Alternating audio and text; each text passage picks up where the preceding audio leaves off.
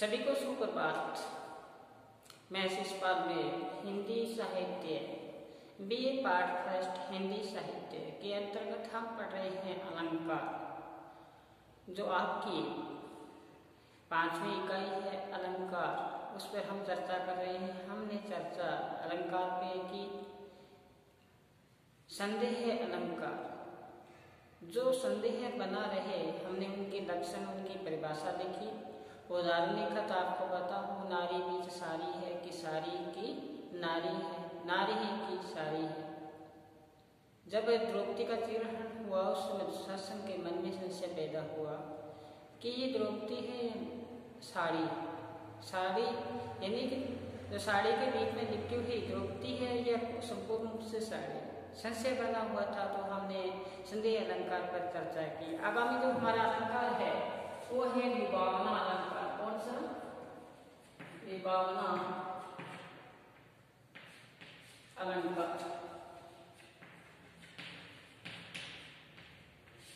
विभावना अलंकार तो लिखिए, इसकी परिभाषा लिखिए क्या है। देखो, हमारे द्वारा जो कार्य किया जाता है, हमारे द्वारा जो भी कार्य किया जाता है, हमारे द्वारा जो भी कार्य किया जाता है उसके पीछे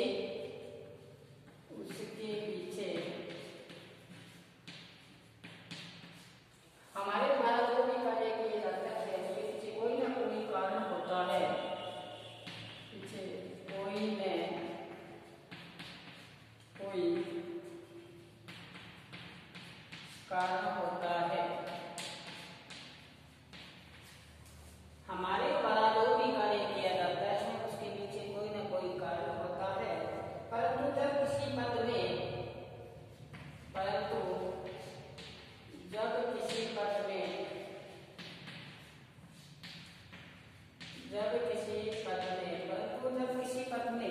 वास्तविक कारण के बिना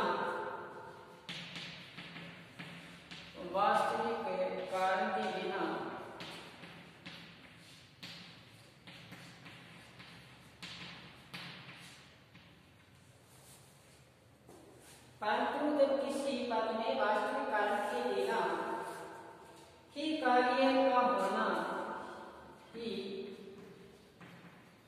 कार्य का होना पाया जाता है,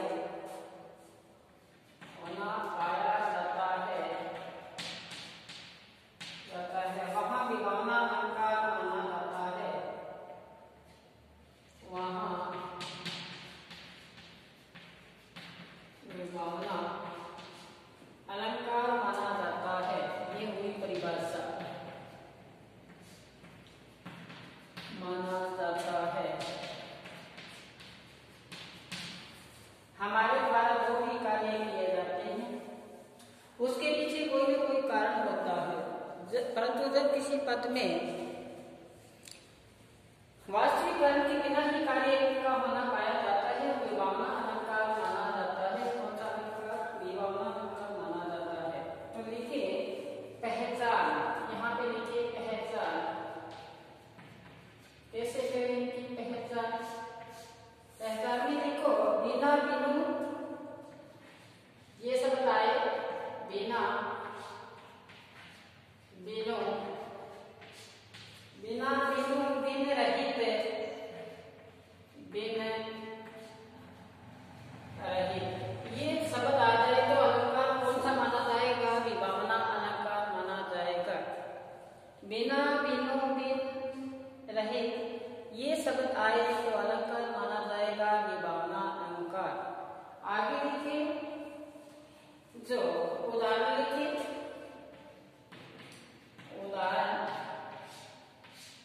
उदाहरण में लिखिए, उदाहरण में लिखिए बिनु पद चले,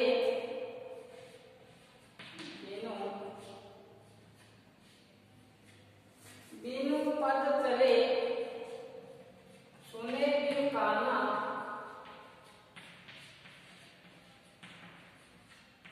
बिनु काना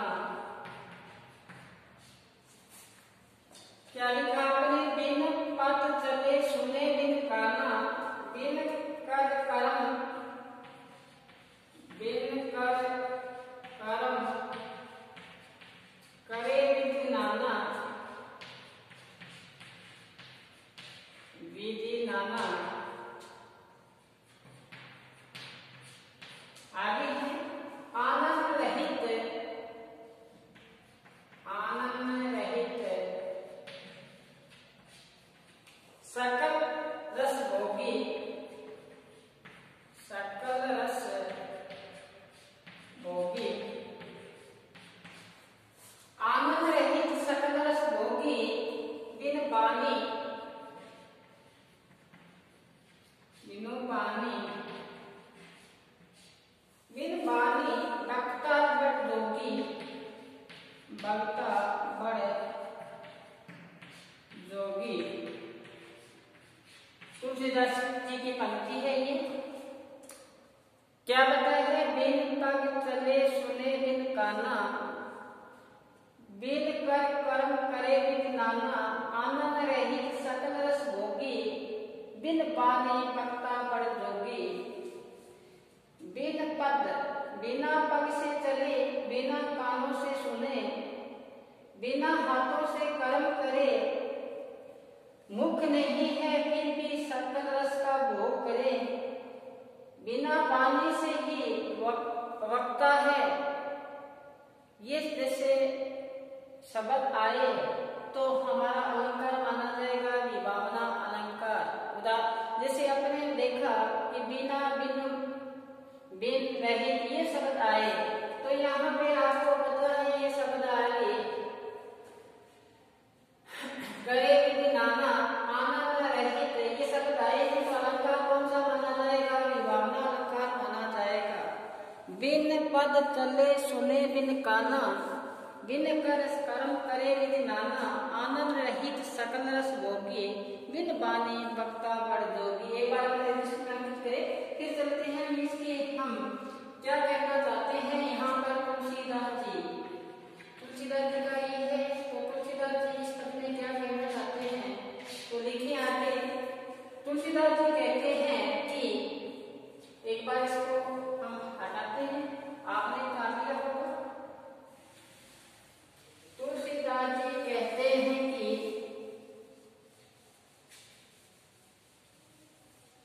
देखें,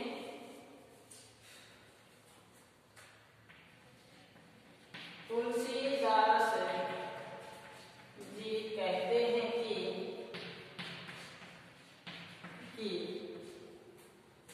वह परम पिता परमात्मा, वह परम पिता परमात्मा बिना पेट चलता है, बिना पेट चलता है, बिना पेट चलता है, बिना कान सुनता है, बिना कान सुनता है, बिना कान सुनता है। और आगे लिखो, बिना हाथों का काम करता है, बिना हाथों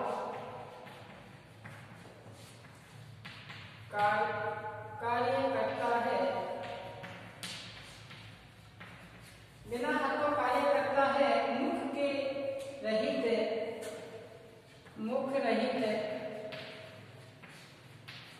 सभी रसों का उपभोग करता है,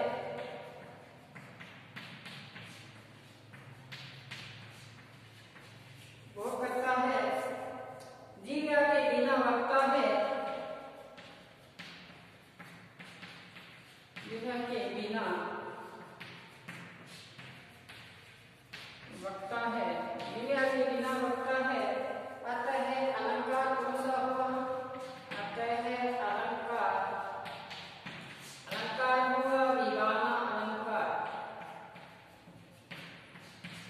विभावना अलंकार, ये हुआ अलंकार। तो आपने लिखा, आपने लिस्ट में अंकित किया कि वो परम पिता परमात्मा बिना हाथों से कार्य कार्य करता है, बिना कानों से सुनता है, बिना पैरों से चलता है और बिना दिव्या के ही वो क्या ही करता है। तो अलंकार कौन सा हुआ? विभावना अलंकार। तो ये बात बताए विभावना के भेद। आगे लिखेंगे हम विभावना के भेद।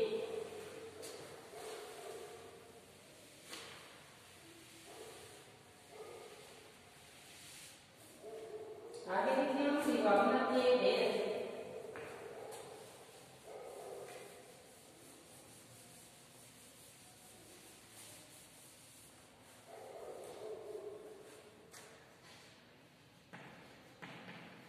विभावना के भेद। विभावना के भेद लिखो। प्रथम विभावना पहला लिखो। प्रथम विभावना। प्रथम विभावना इसमें लिखो कारण के अभाव में कार्य होना। कारण के अभाव में कार्य होना। छोटी सी परिभाषा, कारण के अभाव में ही क्या होना? कार्य होना। तो प्रथम विभावना है। उदाहरण लिखेंगे काल क्या लिखा? प्रथम विभावना में कारण के अभाव में ही कार्य होना। लिखो सखी इन नैनन्ते। उदाहरण है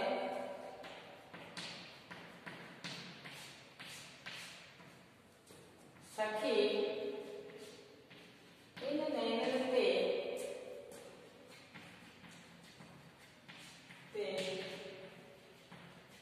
घनहारे। सखी इन नैनन्ते घनहारे क्या लिखा है? बिन ऋतु बरसत। बिन ही ऋतु बरसत। बरसत सदा मिलन दो तारे। बरसत निशी बासर। निशी बासर। बासर सदा मिलन दो तारे। सदा मिलन दो तारे। क्या बताया है? एक सखी दूसरी सखी को कहते हैं मेरे आंखों के आगे तो घने ही बादल ही हार चुके हैं। बादल तो बरसात ऋतु में बरसते हैं, लेकिन मेरे आंखों में अश्रु धारा बहती रहती है। जैसे मीरा ने कहा था, ए दो मेल मेरो क्यों नहीं माने नीर बह जैसे सावन की। आंखें मेरा कहना नहीं मानती है, इसमें भी अश्रु धारा बहती है। इसी प्रकार यहाँ बताया प्रथम विभावना में कि सखी इन नैनन्ते घनहारे। इन आंखों के आगे मेरे बादल हैं, उन्होंने हार मान ली। रात और दिन निशी का रात और वर्षा का दिन, दिन रात बरसते रहते हैं। मिलन दो तारे, आंखों की ये तारे हैं दोनों। ये कौन सी अलंकार? बिना कारण के अभाव में ही क्या होना? कारण होना। तो कौन सा अलंकार हुआ? प्रथम विभावना अलंकार। अब दूसरा लिखें द्वितीय विभावना।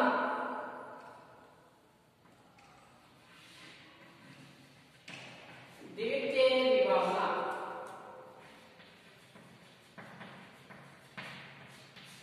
द्वितीय विभावना लिखें जब कार्य की रुकावट। जब कार्य की रुकावट उपस्थित होने पर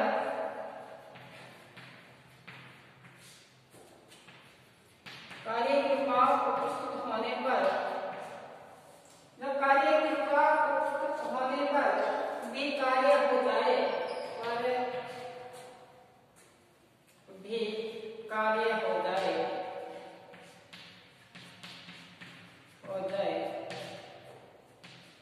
ये कौन सी हुई? द्वितीय विभावना।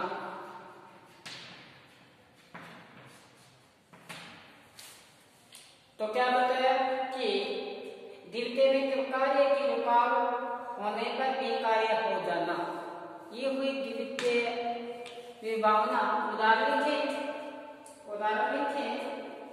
आग धतूरे के फूल,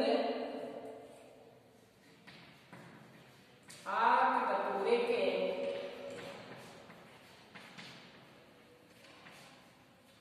फूल, आक के फूल चढ़ाए तेरी इज्जत, चढ़ाए तेरी इज्जत। क्या बताया? इज्जत है किन लोग के इज्जत है।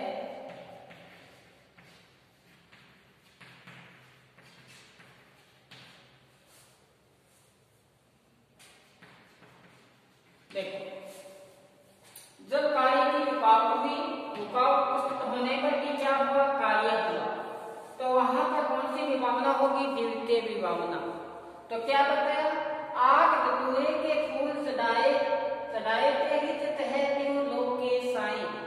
आपको पता है धतूरे के फूल किसको चढ़ाते हैं? शिव भगवान को। वो क्या हो जाते हैं? प्रसन्न हो जाते हैं।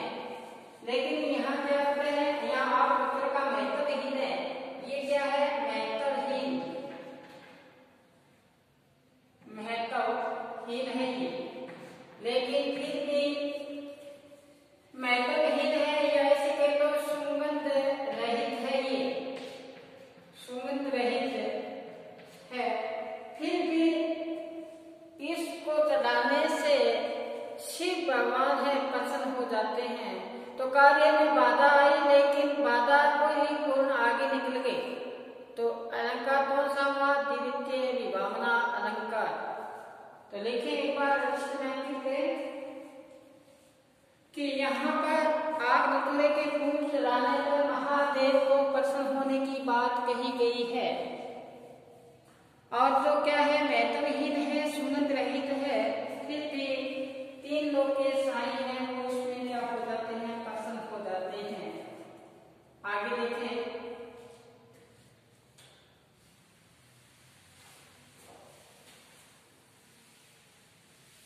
प्रथम पढ़ लिया, द्वितीय पढ़ लिया, अब तृतीय विभावना है, उसमें देखें।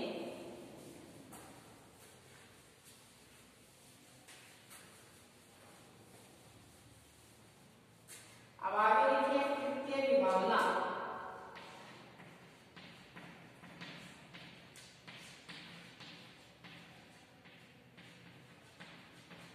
तृतीय विभावना, इसमें देखिए आप तृतीय विभावना में कि परिस्थितियों के बाधक परिस्थितियां होने पर, बाधक परिस्थितियां होने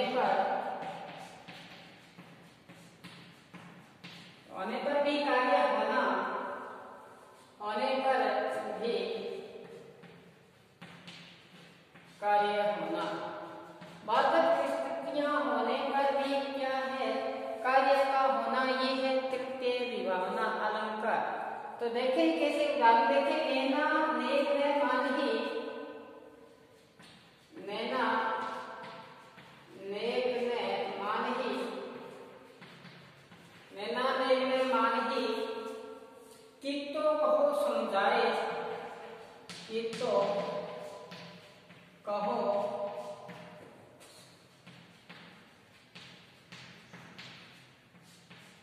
समझाए। कि नैना नेक ने मानही, कितो कहो समझाए। ये मुँह है जो तुम लो,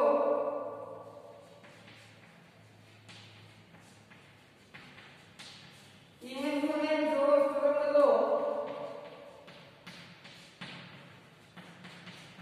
आगे है एचत हूँ चली जाए, एचत हूँ चली जाए। देखो क्या बताया कि आंखों को कितना ही उसमें पर्दा डाल लो, लेकिन आंखें फिर भी देख ही लेती है। बाधक परिस्थितियां आई, लेकिन बाधा परिस्थितियों को भी फिर भी कार्य को उपस्थित हो जाना। तो ये आंखें हैं, ये इसको कितना ही समझाओ, ये उस घोड़े की भांति है जिसकी लगाम को खींचोगे उतना ही दौड़ेगा। एक से कहीं चली जाए, जितना खींचो उतना ही चले जाए। दूसरा उदाहरण देखिए इसका,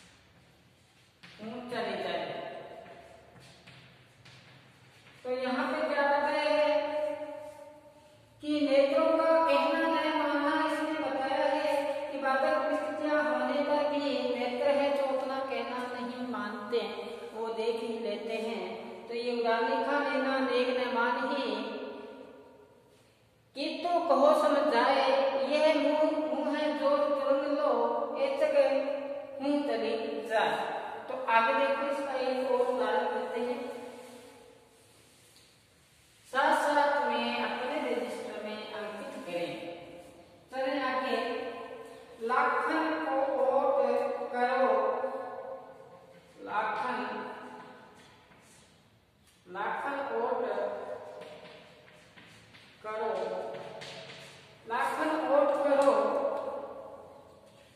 बिन घूंघट,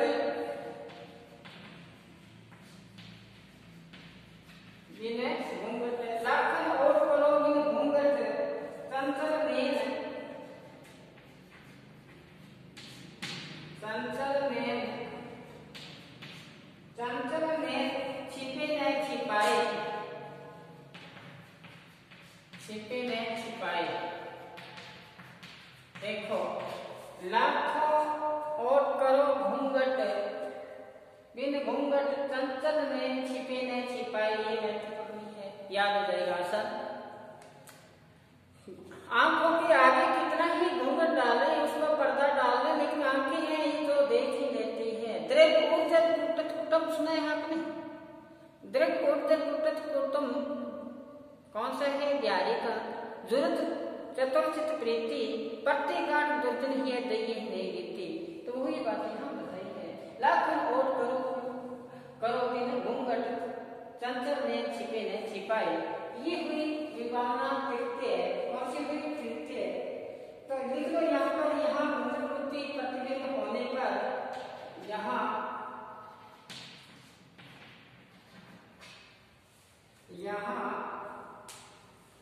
घूंघट रूपी, सॉरी, या घूंघट रूपी प्रतिबंध होने पर भी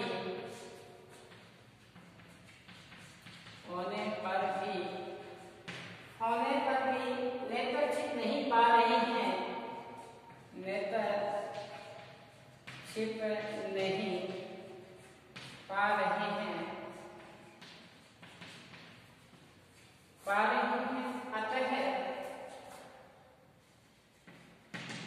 अतः तृतीय विभावना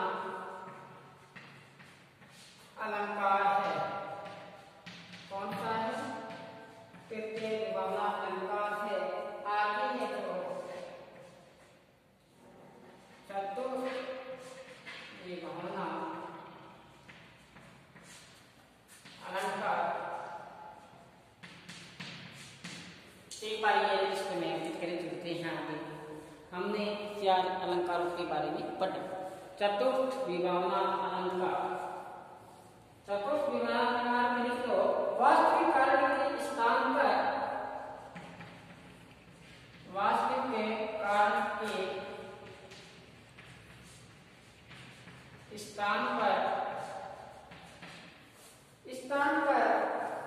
वास्तविक कारण के स्थान पर अन्य कारणों से कार्य का होना, अन्य कारणों से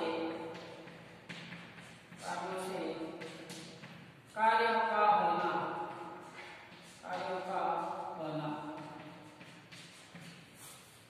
तो ये हुआ चतुर्थ विभावना अलंकार। कौन सा अलंकार? चतुर्थ। तो आज हमने विभावना अलंकार का पढ़ा, तो आप इसको अच्छी तरह से अपने रजिस्टर में अंकित करें। आज हम यही विराम देते हैं, बचा हुआ वह कल हम अध्ययन करेंगे। तब तक आप घर पर रहें, सुरक्षित रहें और पढ़ते रहें। इसके साथ हम यहाँ विराम दे रहे हैं। घर पर रहना है, सुरक्षित रहना है और पढ़ते रहना है। धन्यवाद।